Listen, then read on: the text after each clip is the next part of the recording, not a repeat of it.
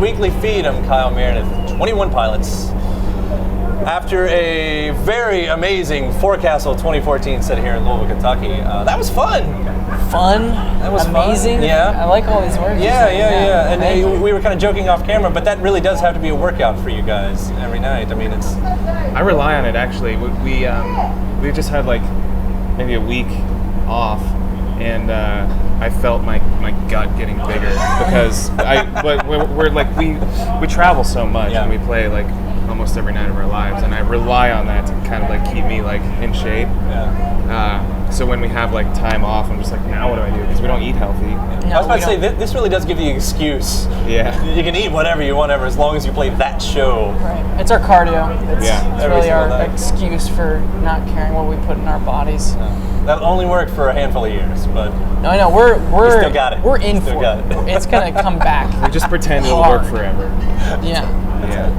It's been amazing, this whole I guess trajectory you guys have been on, because it hasn't been the longest story of where you guys started and where you guys. I'm sure it feels like it probably has, but we're only talking about a small handful of years here.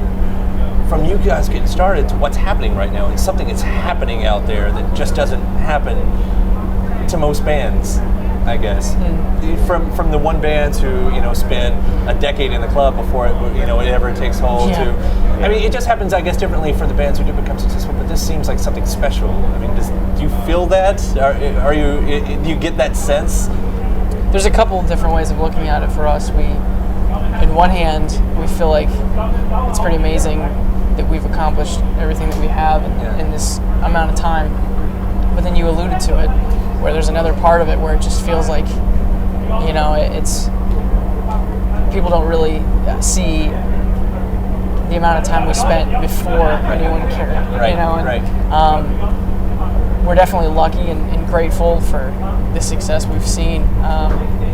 But there's still times where we get off stage and look at each other like, can you believe that we didn't have to set up our own gear tonight?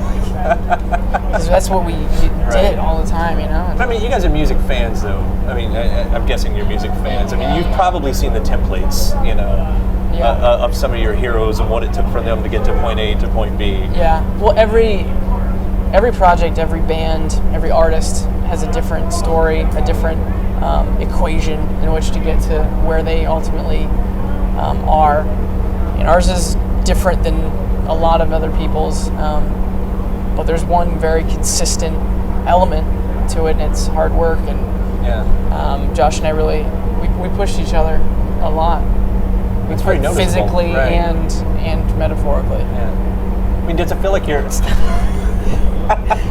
He didn't say literally, though, was it? Okay, sorry. No, I hate Josh, actually. We don't like each other at all. Yeah. We have unfollowed each other on all social networks. That's really good, though, for a band. I have a fake account that I follow him on that just in case he tweets as long as about me. Yeah, as long as you don't like each other, you can never fall out. Right, exactly. Yeah, we're good to go forever. Yeah, right. I blocked him on Twitter, but I'm always like, texting his brother like, dude, what's Josh doing today?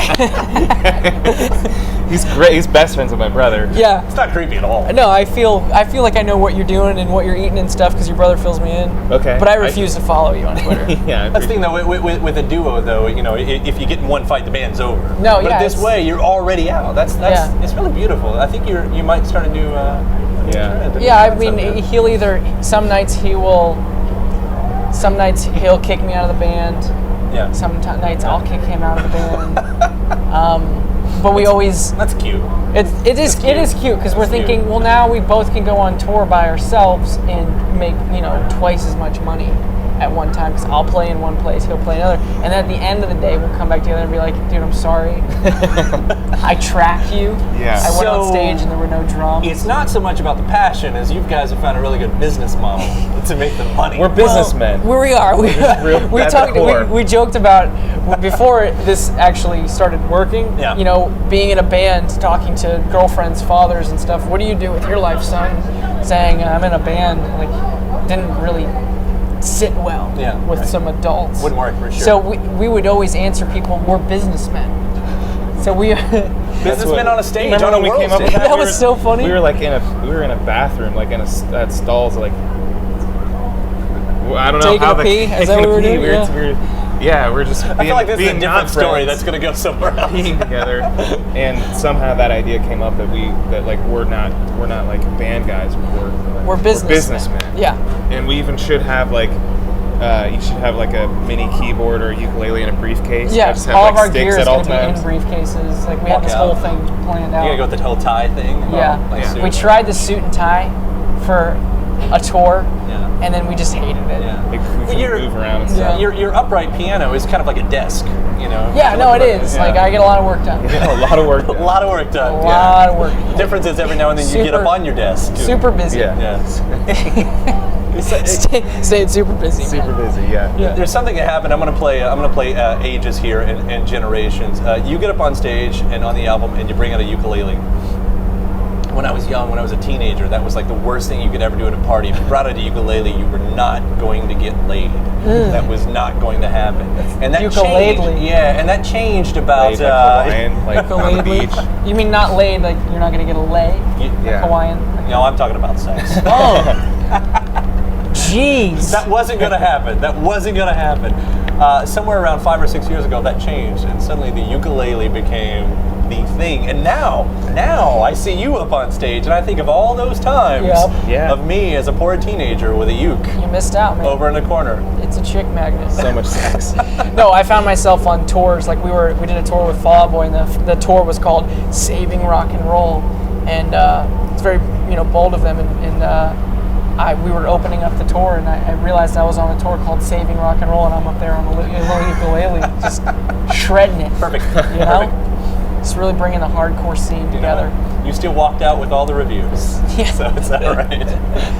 Rock has to evolve. Yeah. And if rock's evolving to something smaller, whatever it Saving is, Rock and Roll, one tiny instrument at a it's a time. perfect instrument. It really is a perfect instrument. Thank you. can I don't know travel about anywhere. perfect. You can travel it. You can take it anywhere. You can.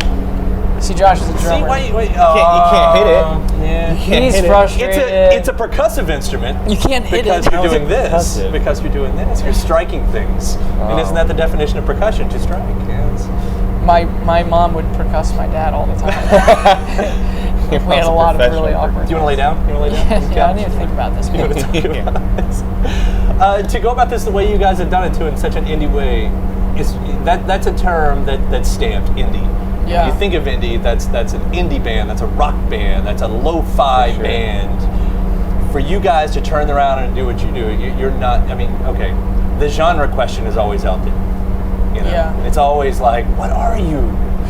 What are you? What are you? Yeah. What are you? Did it? You talk about those early days. Though, was it hard finding an audience? Because here it is, you're on your own. You're doing this DIY thing, but not to what a regular DIY crowd, would take to that. It's a different sound, Yeah. and you're mixing all of these genres. Was it ever a point where it was hard, where you're like, where are our people? Who are they? We definitely got thrown on a lot of bills with a bunch of different bands that didn't make sense at all.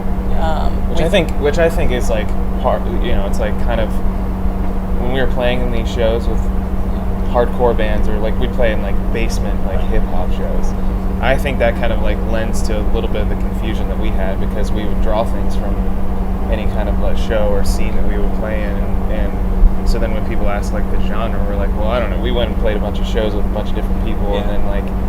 and then grabbed like a little bit of different things from each thing and confused ourselves even. Yeah, and indie, the word is so vague. It's like Well, it's different now than it was. Yeah, it started out with the personally Strokes. still- So that was indie. I yeah. personally Yeah. think when someone describes a band as indie, or like a festival being indie, I imagine Indiana Jones, and I imagine like indie. everyone dressed like him. That's Like what it's a we are. really A lot indie of band. fedoras. You know what I mean? Like there's just like Indiana I'm an Jones indie killing geek, it. so you're playing right into me here. Yeah. Snakes attacking everybody. Yeah, it's a great show. Yeah. No, I see it more and more, and I think that's what gives me hope about, there's always a thing about, I want music to always move forward, and it can become stagnant here and there.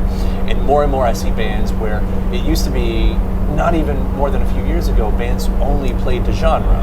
And more it becomes, this newer breed of bands, really, that's not important. It's not important that we say we have to be this. This is what we are. This is what we're defined by. You can do all of this, and people will follow. We really do come from a generation of kids that had access to any sort of music. Yeah. And that definitely influenced the type of songs we wanted to make. we approached it as, what is something that we would want to listen to, and that's we made what we thought wasn't being presented to us. And not to say that we're doing something completely different. We're taking things from all over the place, but you're a great mixtape. Yeah. Well, it's just I never want to write a song that people can hear the first 20 seconds of it and be like, oh, I get it. Right. Right. Exactly. I understand what you're doing. I know what you probably look like live. I know what the next album's going to be. I know what the music video looks like, and I never want to be predictable like that. It seems very uninteresting. Yeah. I think with all that we just said now, I'm going to just call you aggressive poetry. Because that's what it ends up coming on. Because you're up there. It's not so much rapping. I mean, well, I can't, obviously, right? I'm not a rapper. Yeah, and I've heard you explain it with you had that was the line, right? You wrote poetry and you had so many words that you had to smash. Aggressive poetry. And now it becomes just aggressive poetry. Yeah. I'm a rapper. Yeah. I'm a rapper. He's a rapper, actually. We just haven't kicked his. We haven't started utilizing that yet. You are a rapper of the soul, of the beat.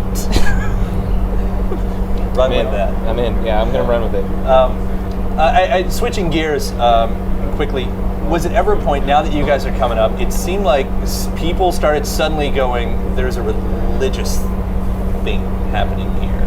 Yeah. Was that ever a point where you said, no, music, stay away from that. That's not really what we're about. This is music. Yeah. I think that there's certain things that there's only so many things that someone can write a song about. Uh-huh. There's love. Sure. There is success. There is women, clothes, money, and then there's something that I particularly gain a lot from writing about, and it's a little bit of fear. It's not knowing exactly.